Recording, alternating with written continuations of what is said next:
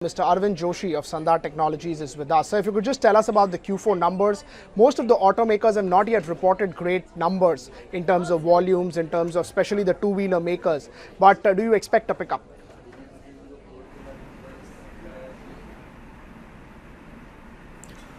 Thank you so much for giving me an opportunity.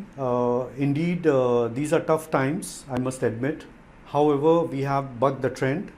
As I have been talking about, as we have been talking about in the past also, the company had long ago pursued the path of diversification, increasing the content per vehicle, focusing more in terms of expanding the customer base, bringing in higher value-added products. And I think all these strategies have helped us in terms of ensuring that we debuckle ourselves from the industry growth trends and move into a positive territory. Our cabins and fabrication, the infra-facing business itself has brought about good amount of traction, and the results are all here for all of us to see. Right. As you're saying that you've been able to buck the trend, do you expect a slowdown in Q1?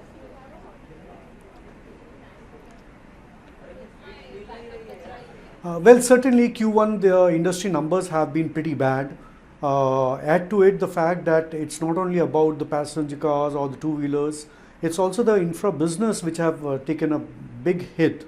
However, because we added up capacities last year, and these capacities were all towards new products and new product launches with high value margins and all, it has helped us in terms of ensuring that we would still remain onto a positive territory in spite of the fact that the industry itself is not doing good. To negate this, with now new launches coming in, a lot of people in the industry will get aggressive.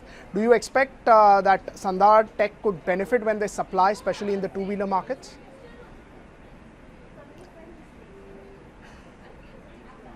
Yes, certainly we are pretty confident and we are already prepared.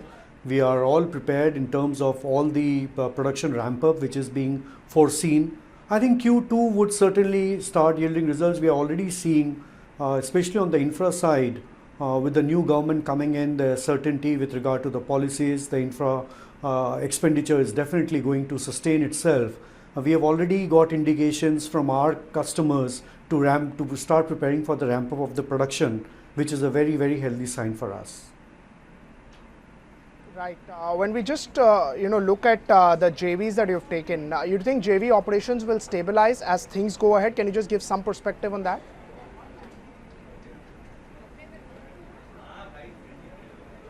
JVs have definitely been a little bit slow. Few of the reasons are the fact that some of the JVs await government approvals in terms of the incentives programs because of the election announcement. All these were held up.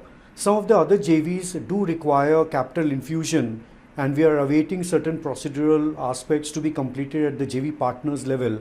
As you see, most of the JVs are from Korea with Korean partners.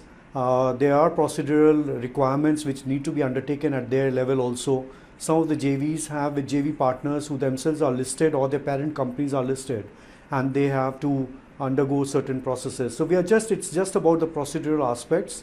Nothing much to worry about. But yes, there has been a slowdown in terms of what we expected the JVs to start production. They have been a little bit slow. Right.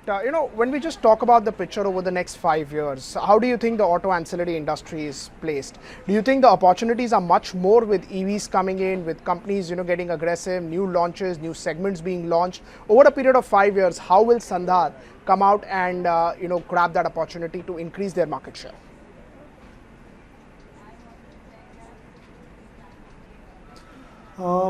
Again, here we would say that we have in the past, historically also, we have always grown at a CAGR of 14% every 5 years, which means we are doubling our revenue.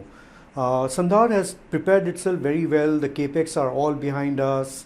We are making forays into newer products.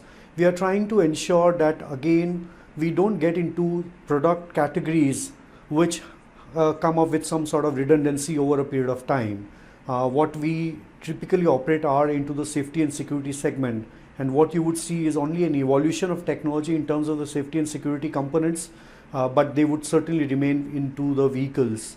And certainly the paradigm change which is taking place in the auto sector per se is going to throw up huge amount of opportunities for people, especially auto ancillaries which are nimble footed, which could sense what is going to come and which could prepare themselves in advance. And I think Sandhar is well geared up for all these changes to take in stride. Right, Arvind. Thanks so much for taking out time for us. Always good to get perspective from you.